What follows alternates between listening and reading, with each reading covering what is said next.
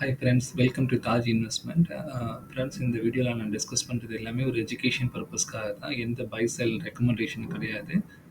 Thank you.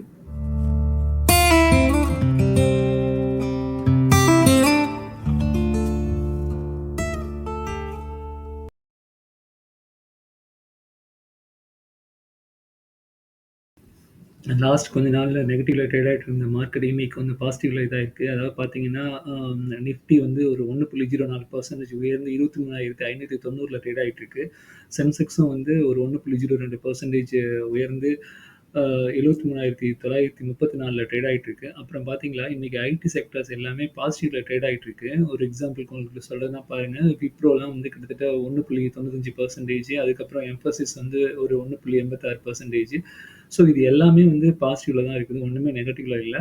ஒரு யூஎஸ்ல வந்து ஒரு ரிப்போர்ட் பேஸ் பண்ணி இது எல்லாமே பாசிட்டிவ்ல ட்ரேட் ஆகிட்டு இருக்கு. அதே மாதிரி வந்து பார்த்தீங்கன்னா, இப்போ நம்ம எஸ்பிஐ வந்து ஒரு 2.2% வந்து அதிகமாக ட்ரேட் ஆகிட்டு இருக்கு. மெயினாக வந்து காரணம் என்ன சொல்கிறாங்கன்னா, ஸ்டேட் பேங்க் ஆஃப் இந்தியாவை பாருங்க, ஒரு ரூ. 19 உயர்ந்து 2.54% அதிகமாக ட்ரேட் ஆகிட்டு இருக்கு. இதில் வந்து என்னன்னா, ஜெஃப்ரீஸ் வந்து ஒரு ரெக்கமெண்டேஷன் கொடுத்துருக்காங்க. என்ன ரெக்கமெண்டேஷன்னா, இந்த இந்த செக்டார்ல இது வந்து அதாவது இந்த இந்த கம்பெனி வந்து அவங்க வந்து பை ரேட்டிங் கொடுத்துருக்காங்க. மெயினாக என்ன பை ரேட்டிங் எப்படி சொல்ல வராங்கன்னா, இந்த ஸ்டேட் பேங்க் ஆஃப் இந்தியா வந்து இந்த செக்டாரில் ஒரு டாப் பேங்காக செலக்ட் பண்ணியிருக்காங்க. அதே மாதிரி என்னென்னா, ஸ்டேபிள் அசல் குவாலிட்டியும் இன்க்ரீஸிங் ரெக்கவரிஸும் இருக்கிற மாதிரி அவங்க சொல்லியிருக்காங்க. ஸோ ஒரு எக்ஸாம்பிளுக்கு சொல்லணும்னா, ஸ்டேட் பேங்க் ஆஃப் இந்தியா